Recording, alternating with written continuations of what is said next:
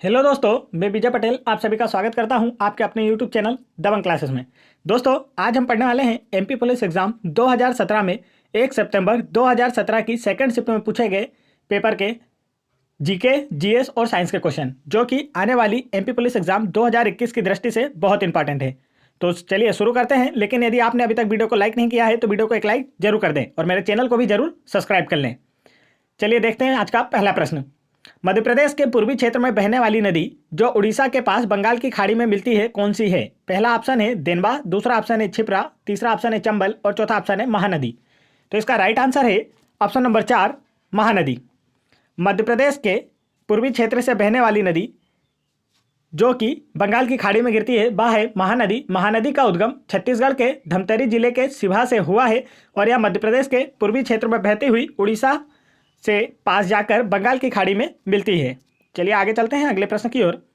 अगला प्रश्न हमारा, सबको रोजगार का प्रावधान किसके अधीन आता है? 4 ऑप्शन है, आपको बताना है इनमें से किस के तहत सबको रोजगार का प्रावधान आता है। पहला ऑप्शन है राज्य के नीति निर्देशक तत्व, दूसरा ऑप्शन है औद्योगिक नीति, तीसरा ऑप्शन है मूलभूत अधिकार, चौथा ऑप्शन है श्रम संबंधी कानून।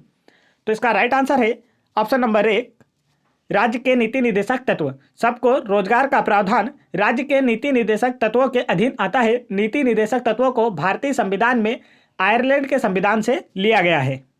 आगे बढ़ते हैं अगले प्रश्न की ओर। अगला प्रश्न है हमारा, निम्न नदियों में से कौन सी नदी बंगाल की खाड़ी में बहती है? आपसे पूछा गया है निम्न नदियों में से कौन सी नदी बंगाल की खाड़ी में बहती है। पहला ऑप्शन है नर्मदा, दूसरा ऑप्शन है नेत्रवती, तीसरा ऑप्शन है ब्रह्मपुत्र और चौथा ऑप्शन है इनमें से कोई नहीं। तो इसका राइट आंसर है ऑप्शन नंबर 3, ब्रह्मपुत्र नदी। ब्रह्मपुत्र नदी का उद्गम मानसरोवर झील से हुआ है और यह भारत की सबसे चौड़ी नदी है तथा यह बंगाल की खाड़ी में गिरती है। चलिए आगे बढ़ते हैं अगले प्रश्न की ओर। अगला प्रश्न है हमारा प्रश्न क्रमांक 5, कौन सा हिमनद ब्रह्मपुत्र नदी का स्रोत है? आपसे पूछा गया है कौन सा हिमनद ब्रह्मपुत्र नदी का स्रोत है। पहला ऑप्शन है गंगोत्री हिमनद, दूसरा ऑप्शन है सियाचिन हिमनद, तीसरा ऑप्शन है अंगसी हिमनद और चौथा ऑप्शन है कफनी हिमनद। तो इसका राइट आंसर है ऑप्शन नंबर 3, अंगसी हिमनद। ब्रह्मपुत्र नदी का उद्गम तिब्बत में मानसरोवर झील से हुआ है और इस नदी का स्रोत है अंगसी हिमनद और यह बंगाल की खाड़ी में गिरती है और यह भारत की सबसे चौड़ी नदी है। चलिए आगे बढ़ते हैं अगले प्रश्न की ओर।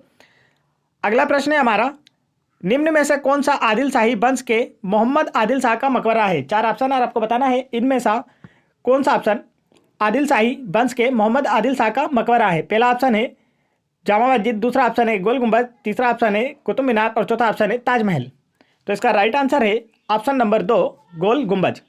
गोल गुंबज आदिल शाही वंश के मोहम्मद आदिल शाही का मकबरा है और गोल गुंबज बीजापुर में स्थित भारत का सबसे बड़ा गुंबज है। आगे बढ़ते हैं अगले प्रश्न की ओर।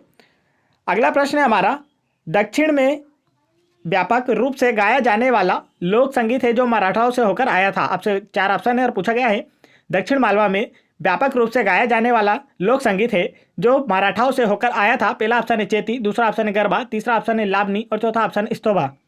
तो इसका राइट आंसर है ऑप्शन नंबर 3, लावनी।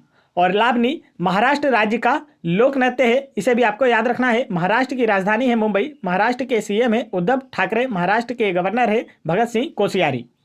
चलिए आगे बढ़ते हैं अगले प्रश्न की ओर। अगला प्रश्न है हमारा, मध्य प्रदेश में पन्ना निम्न से संबंधित है। आपसे पूछा गया है मध्य प्रदेश में जो पन्ना है वह किससे संबंधित है। पहला ऑप्शन है माइका, दूसरा ऑप्शन है मैग्नीज उत्पादन से, तीसरा ऑप्शन है हीरा उत्पादन से और चौथा ऑप्शन है तांबा उत्पादन से। तो इसका राइट आंसर है ऑप्शन नंबर 3, हीरा उत्पादन से। मध्य प्रदेश के पन्ना में हीरा के खदानों से हीरे प्राप्त होते हैं और यह हीरा उत्पादन से संबंधित हैं और भारत में सर्वाधिक हीरा मध्य प्रदेश में पन्ना खदानों से ही प्राप्त होता है। चलिए आगे बढ़ते हैं अगले प्रश्न की ओर। अगला प्रश्न है हमारा, अंग्रेजी ईस्ट इंडिया कंपनी को किस वर्ष में समाप्त कर दिया गया था? आपसे पूछा गया है अंग्रेजी ईस्ट इंडिया कंपनी को किस वर्ष में समाप्त कर दिया गया था। पहला ऑप्शन है 1856, दूसरा ऑप्शन है 1858, तीसरा ऑप्शन है 1857 और चौथा ऑप्शन है 1860। तो इसका राइट आंसर है ऑप्शन नंबर 2, 1858 में। अंग्रेजी ईस्ट इंडिया कंपनी को 1857 के स्वतंत्रता संग्राम के बाद समाप्त कर दिया गया था और इसके पश्चात भारत का शासन सीधे ब्रिटिश क्राउन के हाथों में दे दिया गया था। चलिए आगे चलते हैं अगले प्रश्न की ओर। अगला प्रश्न है, भारत के राष्ट्रपति का कार्यकाल कितना होता है? 4 ऑप्शन और आपको बताना है भारत के राष्ट्रपति का कार्यकाल कितना होता है। पहला ऑप्शन है 5 वर्ष, दूसरा ऑप्शन है 4 वर्ष, तीसरा ऑप्शन है 3 वर्ष और चौथा ऑप्शन है 7 वर्ष। तो इसका राइट आंसर है ऑप्शन नंबर 1, 5 वर्ष। भारत के राष्ट्रपति का कार्यकाल 5 वर्षों का होता है और वर्तमान में भारत के राष्ट्रपति रामनाथ कोविंद है और राष्ट्रपति पद के लिए न्यूनतम आयु 35 वर्ष होती है। तो इसे भी आपको याद रखना है। चलिए आगे बढ़ते हैं अगले प्रश्न की ओर। अगला प्रश्न है, भारत के रबड़ के कुल उत्पादन का 90% उत्पादन किस राज्य में होता है? आपसे पूछा गया है भारत में जो रबड़ का प्रोडक्शन किया जाता है उसका 90% प्रोडक्शन किस राज्य में होता है? पहला ऑप्शन है कर्नाटक, दूसरा ऑप्शन है तमिलनाडु, तीसरा ऑप्शन है आंध्र प्रदेश और चौथा ऑप्शन है केरल। तो इसका राइट आंसर है ऑप्शन नंबर 4 केरल में। भारत में उत्पादित कुल रबड़ का 90% उत्पादन केरल राज्य में होता है। केरल राज्य की राजधानी है तिरुवनंतपुरम, सीएम है पिनाराई विजयन और गवर्नर है आरिफ मोहम्मद खान। चलिए आगे बढ़ते हैं अगले प्रश्न की ओर। अगला प्रश्न है हमारा, सरोजिनी नायडू ने किसे हिंदू मुस्लिम एकता का राजदूत कहा गया था? आपसे पूछा गया है सरोजिनी नायडू ने किसे हिंदू मुस्लिम एकता का राजदूत कहा था? पहला ऑप्शन है मोहम्मद अली जिन्ना, दूसरा ऑप्शन है शौकत अली, तीसरा ऑप्शन है अब्दुल गफ्फार खान और चौथा ऑप्शन है मौलाना आज़ाद। तो यहाँ आपसे प्रश्न है सरोजिनी नायडू ने किसे हिंदू मुस्लिम एकता का राजदूत कहा गया था? तो इसका राइट आंसर है ऑप्शन नंबर 1 मोहम्मद अली जिन्ना। सरोजिनी नायडू ने हिंदू मुस्लिम एकता का राजदूत मोहम्मद अली जिन्ना को कहा था और मोहम्मद अली जिन्ना को कायदे आजम भी कहा जाता था। तो आप इसे भी याद रखें। आगे चलते हैं अगले प्रश्न की ओर। अगला प्रश्न है, भारतीय राष्ट्रीय कांग्रेस की पहली भारतीय महिला अध्यक्ष कौन थी? आपसे पूछा गया है भारतीय राष्ट्रीय कांग्रेस की पहली भारतीय महिला अध्यक्ष कौन थी? पहला ऑप्शन है विजय लक्ष्मी पंडित, दूसरा ऑप्शन है सरोजिनी नायडू, तीसरा ऑप्शन है नीलदल्ली सेनगुप्ता और चौथा ऑप्शन है एनी बेसेंट। तो इसका राइट आंसर है ऑप्शन नंबर 2 सरोजिनी नायडू। भारतीय राष्ट्रीय कांग्रेस की पहली भारतीय महिला अध्यक्ष सरोजिनी नायडू थी। और यदि आपसे पूछा जाता है कि भारतीय राष्ट्रीय कांग्रेस की पहली महिला अध्यक्ष कौन थी तो उसका आंसर होता एनी बेसेंट। लेकिन यहाँ आपसे पूछा गया है भारतीय राष्ट्रीय कांग्रेस की पहली भारतीय महिला अध्यक्ष, तो यह है सरोजिनी नायडू और सरोजिनी नायडू को भारत की कोकिला भी कहा जाता है और यह भारत के किसी राज्य की पहली उपराज्यपाल थी और यह उत्तर प्रदेश राज्य की उपराज्यपाल थी। चलिए आगे बढ़ते हैं अगले प्रश्न की ओर। अगला प्रश्न है हमारा, 64वें फिल्म राष्ट्रीय फिल्म पुरस्कारों में किसे सर्वश्रेष्ठ अभिनेता पुरस्कार से सम्मानित किया गया था? आपसे पूछा गया है 64वें राष्ट्रीय फिल्म पुरस्कारों में किसे सर्वश्रेष्ठ अभिनेता पुरस्कार से सम्मानित किया गया था? पहला ऑप्शन है अनिल कपूर, दूसरा ऑप्शन है मनोज जोशी, तीसरा ऑप्शन आमिर खान और चौथा ऑप्शन है अक्षय कुमार। तो इसका राइट आंसर है ऑप्शन नंबर 4 अक्षय कुमार को। 64वें राष्ट्रीय फिल्म पुरस्कारों में सर्वश्रेष्ठ अभिनेता का पुरस्कार अक्षय कुमार जी को दिया गया था और अक्षय कुमार ने कोरोना महामारी के दौरान पीएम केयर फंड में 25 करोड़ रुपए का दान किया था। आपको इसे भी याद रखना है। आगे चलते हैं दोस्तों अगले प्रश्न की ओर। अगला प्रश्न है हमारा, खंडवा में जन्मे प्रसिद्ध पुरुष जो हिंदी पार्श्व गायक, गीतकार, संगीतकार, अभिनेता और वीणा वादक थे कौन थे? 4 ऑप्शन है आपको बताना है। खंडवा में जन्मे प्रसिद्ध पुरुष जो हिंदी पार्श्व गायक, गीतकार, संगीतकार, अभिनेता और वीणा वादक थे कौन थे? पहला ऑप्शन है वर्षा वर्मा, दूसरा ऑप्शन है दीपक चौसाला, तीसरा ऑप्शन है सलीम खान, चौथा ऑप्शन है किशोर कुमार। तो इसका राइट आंसर है ऑप्शन नंबर 4 किशोर कुमार। किशोर कुमार का जन्म खंडवा में हुआ था और यह एक प्रसिद्ध पार्श्व गायक, गीतकार, संगीतकार थे और किशोर कुमार की समाधि स्थल खंडवा में है। चलिए आगे चलते हैं अगले प्रश्न की ओर। अगला प्रश्न हमारा, एनी बेसेंट किससे संबंधित हैं? 4 ऑप्शन है और आपको बताना है एनी बेसेंट इनमें से किससे संबंधित है। पहला ऑप्शन है आर्य समाज, दूसरा ऑप्शन है प्रार्थना समाज, तीसरा ऑप्शन है गदर पार्टी और चौथा ऑप्शन है थियोसॉफिकल सोसाइटी। तो इसका राइट आंसर है option number 4 theosophical society. Annie Besant के द्वारा थियोसॉफिकल सोसाइटी की स्थापना की गई थी और एनी बेसेंट कांग्रेस की प्रथम महिला अध्यक्ष थी। चलिए आगे बढ़ते हैं अगले प्रश्न की ओर। अगला प्रश्न हमारा, ओमकारेश्वर बहुउद्देशीय परियोजना कहाँ स्थित है? आपसे पूछा गया है ओमकारेश्वर बहुउद्देशीय परियोजना कहाँ पर स्थित है। पहला ऑप्शन है विदिशा, दूसरा ऑप्शन है सीधी, तीसरा ऑप्शन है धार और चौथा ऑप्शन है इंदौर। तो इसका राइट आंसर है ऑप्शन नंबर 4 इंदौर में। ओमकारेश्वर बहुउद्देशीय परियोजना इंदौर में स्थित है और ओमकारेश्वर परियोजना नर्मदा नदी पर स्थित है, इसे भी आपको याद रखना है। तथा ओमकारेश्वर ज्योतिर्लिंग खंडवा जिले में स्थित है, इसे भी आपको याद रखना है। चलिए आगे चलते हैं अगले प्रश्न की ओर। अगला प्रश्न है हमारा, 2011 की जनगणना के अनुसार भारत में सर्वाधिक घनी आबादी वाला केंद्र शासित प्रदेश कौन सा है? आपसे पूछा गया है 2011 की जनगणना के अनुसार भारत में सर्वाधिक घनी आबादी वाला केंद्र शासित प्रदेश कौन सा है। पहला ऑप्शन है लक्षद्वीप, दूसरा ऑप्शन है पांडुचेरी, तीसरा ऑप्शन है राष्ट्रीय राजधानी क्षेत्र दिल्ली और चौथा ऑप्शन है सिक्किम। तो इसका राइट आंसर है ऑप्शन नंबर 3 राष्ट्रीय राजधानी क्षेत्र दिल्ली। 2011 की जनगणना के अनुसार भारत में सर्वाधिक घनी आबादी वाला केंद्र शासित प्रदेश है दिल्ली और दिल्ली भारत की राजधानी 1912 में बनी थी। दिल्ली के सीएम है अरविंद केजरीवाल जो कि आम आदमी पार्टी से संबंधित हैं और उपराज्यपाल हैं अनिल बैजल। आगे बढ़ते हैं दोस्तों अगले प्रश्न की ओर। अगला प्रश्न है हमारा, हर्षवर्धन किसके द्वारा पराजित हुए थे? 4 ऑप्शन आपको बताना है, इनमें से किसने हर्षवर्धन को पराजित किया था? पहला ऑप्शन है टेला द्वितीय, दूसरा ऑप्शन है जयसिंह, तीसरा ऑप्शन है पुलकेशिन प्रथम और चौथा ऑप्शन है पुलकेशिन द्वितीय। तो इसका राइट आंसर है ऑप्शन नंबर 2 पुलकेशिन द्वितीय। हर्षवर्धन पुलकेशिन द्वितीय के द्वारा पराजित हुए थे। हर्षवर्धन को पुलकेशिन द्वितीय ने नर्मदा नदी के तट पर पराजित किया था। तथा आपसे यह भी पूछा जा सकता है कि 5वीं बौद्ध संगति किसके समय में हुई थी? तो इसका आपको आंसर याद होना चाहिए। 5वीं बौद्ध संगति हर्षवर्धन के समय में कन्नौज में आयोजित की गई थी। आगे बढ़ते हैं अगले प्रश्न की ओर। अगला प्रश्न है हमारा, संयुक्त राष्ट्र महासभा के अध्यक्ष के रूप में चुने जाने वाले पहले भारतीय कौन थे? आपसे पूछा गया है संयुक्त राष्ट्र महासभा के पहले अध्यक्ष के रूप में चुने जाने वाले भारतीय कौन थे? पहला ऑप्शन है एस राधाकृष्णन, दूसरा ऑप्शन है आचार्य कृपलानी, तीसरा ऑप्शन है BK कृष्ण मेनन और चौथा ऑप्शन है विजय लक्ष्मी पंडित। तो प्रश्न है आपसे, संयुक्त राष्ट्र महासभा के अध्यक्ष के रूप में चुने जाने वाले पहले भारतीय कौन थे? तो इसका राइट आंसर है ऑप्शन नंबर 4 विजय लक्ष्मी पंडित। संयुक्त राष्ट्र महासभा के अध्यक्ष के रूप में चुने जाने वाले पहले भारतीय विजय लक्ष्मी पंडित थे। आगे बढ़ते हैं अगले प्रश्न की ओर। अगला प्रश्न है हमारा, भारतीय संविधान का अनुच्छेद 368 किससे संबंधित है? आपसे पूछा गया भारतीय संविधान का अनुच्छेद 368 किससे संबंधित है? पहला ऑप्शन है आपातकालीन प्रावधान, दूसरा ऑप्शन है संशोधन प्रक्रिया, तीसरा ऑप्शन है प्राथमिक शिक्षा का अधिकार और चौथा ऑप्शन है सूचना का अधिकार। तो इसका राइट आंसर है ऑप्शन नंबर 2 संशोधन प्रक्रिया से। भारतीय संविधान का अनुच्छेद 368 संशोधन प्रक्रिया से संबंधित है और भारतीय संविधान में संशोधन की प्रक्रिया को दक्षिण अफ्रीका से लिया गया है और भारतीय संविधान में संशोधन संसद के द्वारा किया जा सकता है। चलिए आगे बढ़ते हैं दोस्तों। यदि आप लोगों को मेरा वीडियो पसंद आ रहा हो तो वीडियो को एक लाइक जरूर करें और चैनल को भी जरूर सब्सक्राइब कर लें। और यदि आप लोगों को MP police exam 2016, 2017, MP police sub inspector exam 2016, 2017, MP jail प्रेरी एग्जाम 2018, 2020 एवं NTPC एग्जाम 2016, 2017, 2021 इन सभी एग्जामों के प्रीवियस ईयर्स पेपरों के GK, GS और साइंस के क्वेश्चंस की वीडियो देखना है तो आप मेरे चैनल की प्लेलिस्ट में जाकर वहां से देख सकते हैं।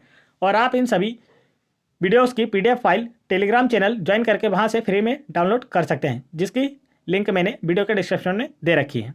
तो चलिए आगे बढ़ते हैं अगले प्रश्न की ओर।